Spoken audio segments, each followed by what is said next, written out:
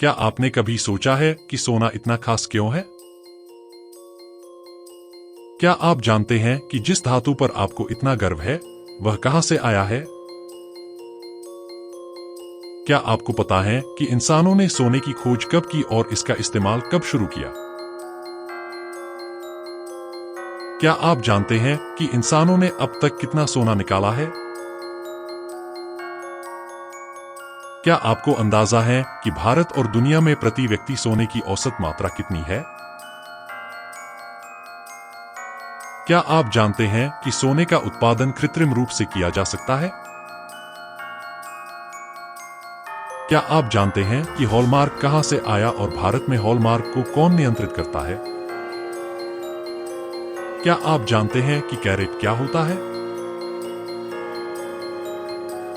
क्या आप सोना खरीदते समय एक जागरूक ग्राहक बनना चाहते हैं? यदि आप इनमें से किसी भी प्रश्न का उत्तर जानने में दिलचस्पी रखते हैं, तो आप सही जगह पर आए हैं। आइए इस वीडियो में इन सवालों के और ऐसे ही कुछ और सवालों के जवाब जानते हैं। 23 जुलाई 2024। Union finance minister Shrimati Nirmala Sitharaman ने यूनियन बजट 2024 के दौरान गोल्ड के इंपोर्ट में लगने वाले कस्टम ड्यूटी को 15% से घटाकर 6% कर दिया। Enhanced domestic value addition in gold and precious metal jewelry in the country. I propose to reduce customs duties on gold and silver to 6%. यह 9% का इंपोर्ट ड्यूटी कट इंडिया का सबसे बड़ा गोल्ड पे लगने वाला इंपोर्ट ड्यूटी कट और 2013 के बाद से सबसे कम ड्यूटी रेट था। इस निर्णय से जुलाई में घरेलू बाजार में सोने की कीमतों में 9% की गिरावट आई और सोने की कीमतें तब तक के उच्चतम स्तर 74,000 से गिरकर 68,000 प्रति 10 ग्राम पर आ गई। इसके पीछे सरकार का तर्क यह था कि इससे सोने की तस्करी पर अंकुश लगेगा, उपभोक्ताओं के लिए सोना अधिक किफायती हो जाएगा और जेम्स और ज्वेलरी के निर्यात को बढ़ावा मिलेगा। घोषणा के लगभग 3 महीने बाद ही सोने का भाव 68,000 रुपए से उछलकर 80,000 रुपए प्रति 10 ग्राम पर पहुंच गया। केवल 3 महीने में सोने की कीमतों में आई 17% की उछाल कोई चौंकाने वाली बात नहीं है। सोने की चमक सदियों से ही इंसानों को अपनी ओर आकर्षित करती रही है। सोने की ज्वेलरी सबसे पहले करीब 5000 बीसी में एंशिएंट इजिप्ट में प्री डायनास्टिक पीरियड की शुरुआत में दिखाई दी। भारत में गोल्ड ऑर्नामेंट्स के एविडेंस सबसे पहले 2500 बीसी में इंडस वैली सिविलाइजेशन में मिलते हैं। तब से लेके आज तक इंसानों के लिए सोने की चाहत बढ़ती ही चली गई। ना जाने सोने के लिए कितनी ही लड़ाइयां लड़ी गई और कितने ही सर काटे गए। वैज्ञानिकों के अनुसार पृथ्वी की सतह पर पाया जाने वाला सोना वास्तव में पृथ्वी का है ही नहीं, बल्कि यह सुपरनोवा विस्फोट द्वारा लाखों किलोमीटर दूर से पृथ्वी पर आया है। सुपरनोवा एक ऐसा तारा होता है जो अपने जीवन के अंत तक पहुंच गया है और फट गया है। सुपरनोवा विस्फोट से निकलने वाली रोशनी अरबों प्रकाश वर्ष दूर से देखी जा सकती है और इतनी चमकदार होती है कि यह पूरी आकाशगंगा को भी मात दे सकती है। गोल्ड का यह एक्स्ट्राटेरेस्ट्रियल ओरिजिन ही गोल्ड को खास बना देता है। गोल्ड एक केमिकल एलिमेंट है। गोल्ड को लैटिन भाषा में ओरम के नाम से जाना जाता है और इसीलिए गोल्ड को पीरियोडिक टेबल में AU से रिप्रेजेंट किया गया है। गोल्ड का एटॉमिक नंबर 79 है, जबकि पीरियोडिक टेबल में इसके पहले आने वाला एलिमेंट प्लेटिनियम है जिसका एटॉमिक नंबर 78 है और इसके बाद आने वाला एलिमेंट मर्करी है जिसका एटॉमिक नंबर 80 है। सोने की डेंसिटी 19.3 ग्राम पर क्यूबिक सेंटीमीटर है, जो टंगस्टन के डेंसिटी के लगभग समान है। इस प्रकार टंगस्टन का उपयोग सोने की बार्स की काउंटरफिटिंग करने में किया जाता है, जैसे कि टंगस्टन की बार पर सोना चढ़ाना। गोल्ड एक खास एलिमेंट है क्योंकि इसमें कुछ खास बातें हैं। सोना एक चमकीला पीला धातु है जिसकी चमक बेहद ही आकर्षक होती है। सोना सभी धातुओं में सबसे अधिक लचीला है। इसे सिंगल चौड़ाई के तार में खींचा जा सकता है और फिर टूटने से पहले काफी खींचा जा सकता है। 1 ग्राम सोने से 1 स्क्वायर मीटर की शीट बनाई जा सकती है। गोल्ड लीफ को इतना पतला बनाया जा सकता है कि वह सेमी ट्रांसपेरेंट हो जाए। गोल्ड हीट और इलेक्ट्रिसिटी का अच्छा कंडक्टर है। रिएक्टिविटी सीरीज में सेकंड लोएस्ट होने के कारण गोल्ड एक लीस्ट रिएक्टिव एलिमेंट है। सोना अधिकांश एसिड्स के लिए एसिड रेजिस्टेंट होता है। सोना नाइट्रिक एसिड में इंसोल्यूबल होता है, जो चांदी और बेस मेटल को डिसॉल्व कर देता है।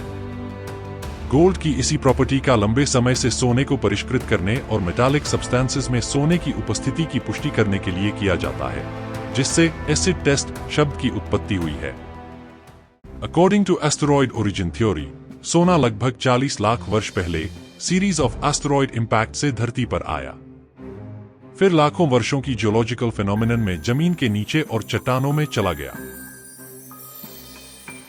नदियों ने चट्टानों से सोना निकालने और उसे अलूवियल डिपॉजिट्स के रूप में जमा करने में महत्वपूर्ण भूमिका निभाई।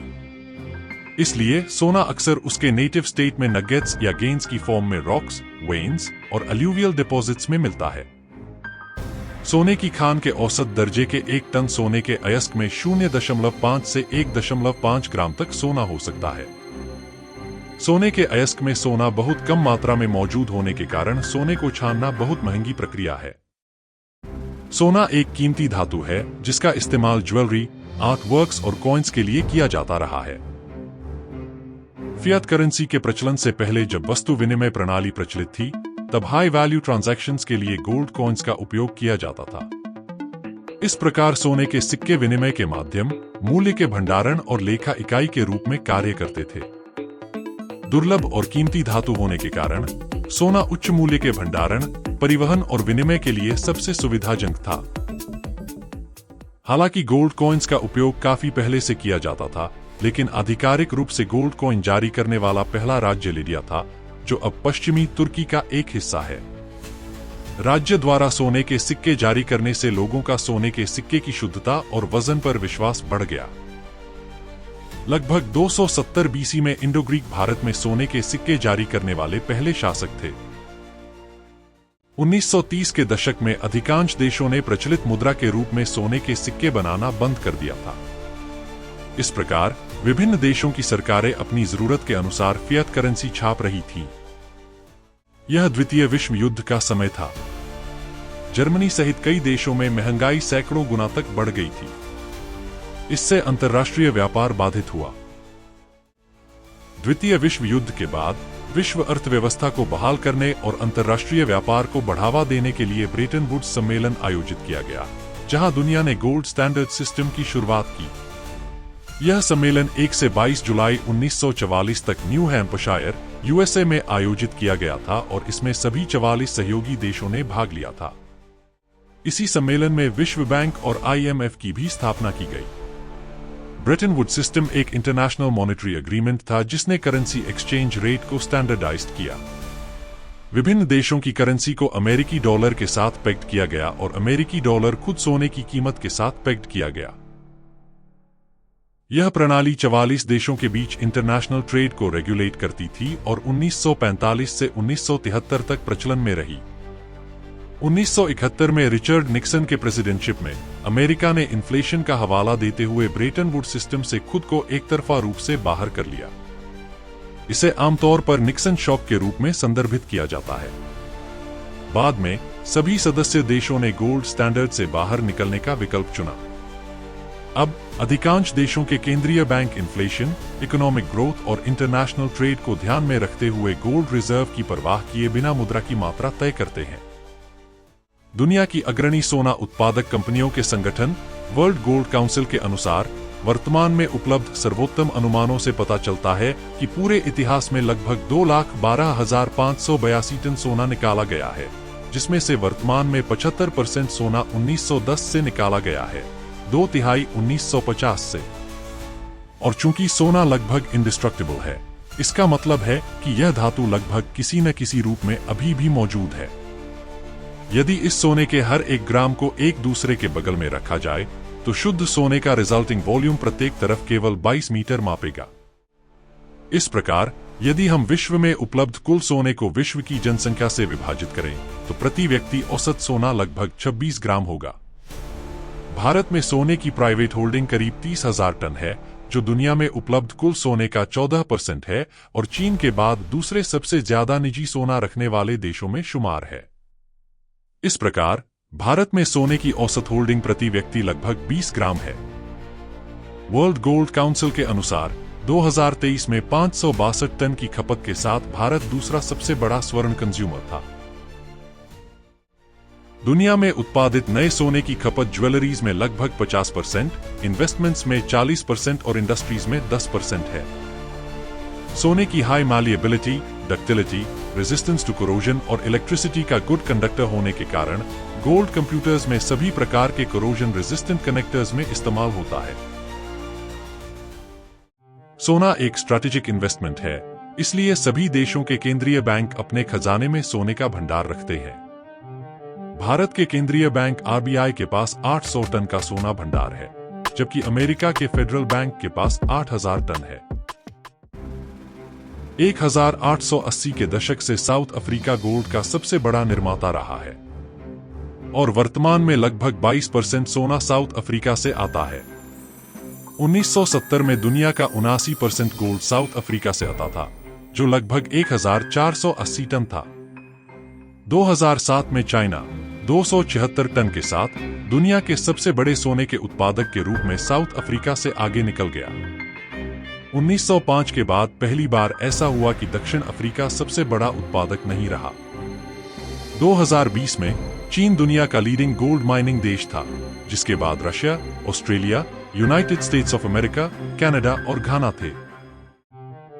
हालांकि भारत में सोने की खपत प्रति वर्ष लगभग 600 से 900 टन है, लेकिन भारत घरेलू तौर पर केवल 1.2 से 1.8 टन सोने का ही उत्पादन करता है। कर्नाटक में स्थित Kolar gold field (KGF) Bharat की प्रमुख सोने की खान थी, जो भारत की सबसे पुरानी और सबसे गहरी सोने की खान होने के लिए प्रसिद्ध है। यह 1880 में अंग्रेजों द्वारा स्थापित की गई थी और 2001 तक संचालित रही। अपने जीवनकाल के दौरान इस माइन से लगभग 800 टन सोने का उत्पादन किया गया। हट्टी कर्नाटक में एक और खदान है, जो भारत में एकमात्र सक्रिय सोने की खदान है, जो प्रति वर्ष लगभग 1.8 टन सोने का उत्पादन करती है। इस खदान का इतिहास 2000 वर्षों से अधिक पुराना है, जैसा कि महाभारत और रामायण के प्राचीन हिंदू ग्रंथों में उल्लेख किया गया था। चूंकि भारत अपनी खपत की तुलना में घरेलू स्तर पर बहुत कम सोने का उत्पादन करता है, इसलिए भारत में सोने की मांग सोने के आयात से पूरी होती है, मुख्य रूप से दो देशों स्विट्जरलैंड और यूएई से। भारत को सोने की चिड़िया कहा जाता था, लेकिन इसका मतलब यह नहीं है कि भारत में सोने की समृद्ध खदानें थीं। भारत कभी भी सोने का प्रमुख उत्पादक नहीं रहा, लेकिन प्राचीन काल से ही भारत पश्चिम में वस्तुओं का निर्यात करके सोना अर्जित करता रहा है। भारत सोने के बदले cotton, silk, spices, textiles, precious stones, metals और आइवरी जैसी विभिन्न वस्तुओं का निर्यात करता था। भारत द्वारा अर्जित अधिकांश सोना शुरुआती मध्य एशियाई शासकों और फिर अंग्रेजों द्वारा लूटा गया था। भारतीयों में सोने के प्रति अपार प्रेम के कारण वे पारस नामक जादुई पत्थर पर विश्वास करते थे। पौराणिक कथाओं में पारस को एक जादुई पत्थर के रूप में वर्णित किया गया है, जो लोहे जैसी धातु को केवल अपने स्पर्श से सोने में बदल देता है। पश्चिम में अल्केमिस्ट्स ने भी यही कोशिश की, लेकिन वे असफल रहे। मॉडर्न फिजिक्स के बाद ही कृत्रिम रूप से सोना बनाना संभव हो पाया। सोने का पहला संश्लेषण जापानी फिजिसिस्ट नागाओका ने किया था, जिन्होंने 1924 में न्यूट्रॉन बमबारी द्वारा मरकरी से सोना सिंथेसाइज किया था, लेकिन इससे उत्पादित सोने के सभी आइसोटोप्स रेडियो एक्टिव थे। सोने का निर्माण न्यूक्लियर रिएक्टर में भी किया जा सकता है, लेकिन ऐसा करना अत्यधिक अव्यावहारिक है और उत्पादित सोने के मूल्य से कहीं अधिक खर्च होगा। करेंसी की सभी क्वालिटीज होने के कारण सोने ने सदियों से लोगों का विश्वास जीता है और एंशिएंट टाइम्स से ही दुनिया भर में मीडियम ऑफ एक्सचेंज के रूप में इसका उपयोग किया जाता रहा है। पृथ्वी पर सोना दुर्लभ रूप से उपलब्ध है। इसके रासायनिक और भौतिक गुण अद्वितीय हैं। न्यूक्लियर रिएक्टर में इसका कृत्रिम उत्पादन अत्यधिक अव्यावहारिक और कहीं अधिक महंगा है, इसलिए यह पीली चमकदार धातु सदियों से निवेश का विश्वसनीय माध्यम बनी हुई है। जब भी रियल एस्टेट या स्टॉक मार्केट में कंफ्यूजन और इंस्टेबिलिटी होती है, तो निवेशक अपना पैसा सोने में लगाना पसंद करते हैं। सोने की कीमत हमेशा अर्थव्यवस्था के साथ चलती है। जबकि रियल एस्टेट और शेयर बाजार में गिरावट की संभावना बनी रहती है। जितना पुराना सोने का इतिहास रहा है, उतना ही पुराना सोने की काउंटरफिटिंग और मिलावट का इतिहास भी रहा होगा, लेकिन प्राचीन काल से ही इस जोखिम से निपटने के प्रयास भी किए गए। राज्य द्वारा मीडियम ऑफ एक्सचेंज के रूप में सोने के सिक्के जारी करना सोने की काउंटरफिटिंग और मिलावट से निपटने के लिए प्रमुख कदमों में से एक था।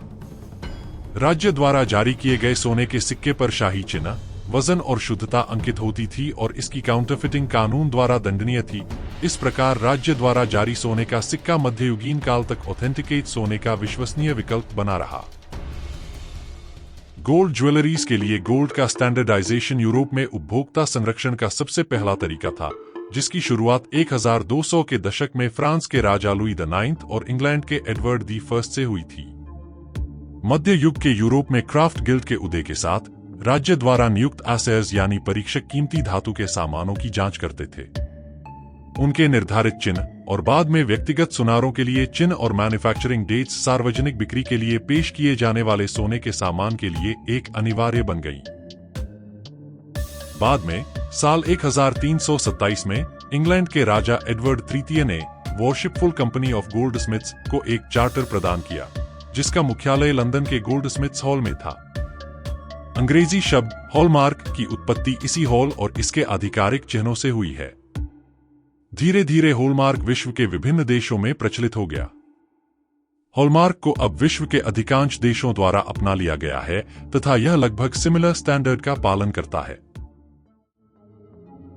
भारत में रिजर्व बैंक ऑफ इंडिया की standing committee on gold and precious metals ने सन 2000 में भारत में हॉलमार्किंग योजना को संचालित करने के लिए एकमात्र एजेंसी के रूप में ब्यूरो ऑफ इंडियन स्टैंडर्ड्स का चयन किया। उपभोक्ताओं को माल प्रैक्टिसेस से बचाने, एक्सपोर्ट कम्पिटिटिवनेस को विकसित करने तथा भारत को दुनिया में सोने के ज्वेलरीज के लिए एक लीडिंग मार्केट बनाने के लिए हॉलमार्किंग योजना को लागू करने का काम BIS को सौंपा। इस प्रकार सन 2000 से BIS पूरे देश में अपने रीजनल एंड ब्रांच ऑफिसेज के नेटवर्क के माध्यम से गोल्ड और सिल्वर के ज्वेलरीज के लिए हॉलमार्किंग योजना संचालित करता है। BIS वेबसाइट के अनुसार हॉलमार्किंग प्रेशियस मेटल की वस्तुओं में प्रेशियस मेटल के प्रोपोर्शनेट कंटेंट का सटीक निर्धारण और आधिकारिक रिकॉर्डिंग है।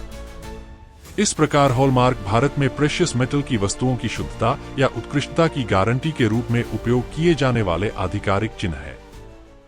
हालांकि BIS ने वर्ष 2000 से हॉलमार्किंग के लिए निर्देश जारी करने शुरू कर दिए, मगर गोल्ड ज्वेलरी पर हॉलमार्क करना अनिवार्य नहीं था और ग्राहकों और ज्वेलर्स को अपनी आवश्यकता के अनुसार अपने ज्वेलरी पर हॉलमार्किंग करवानी थी। बाद में सरकार ने नवंबर 2019 में घोषणा की थी कि 15 जनवरी 2021 से सोने की हॉलमार्किंग अनिवार्य होगी। लेकिन कोविड पैंडेमिक के बीच उस समय सीमा को 2 बार बढ़ाया गया, पहले 1 जून और फिर 16 जून। बाद में इसे फिर से 1 अप्रैल 2022 तक बढ़ा दिया गया। बाद में इसे फिर से 1 अप्रैल 2023 तक बढ़ा दिया गया। अब कुछ अपवादों के साथ भारत में सोने के आभूषणों की हॉलमार्किंग अनिवार्य है। उदाहरण के लिए 2 ग्राम से कम वजन वाले गोल्ड ज्वेलरी को कंपल्सरी हॉलमार्किंग से छूट दी गई है।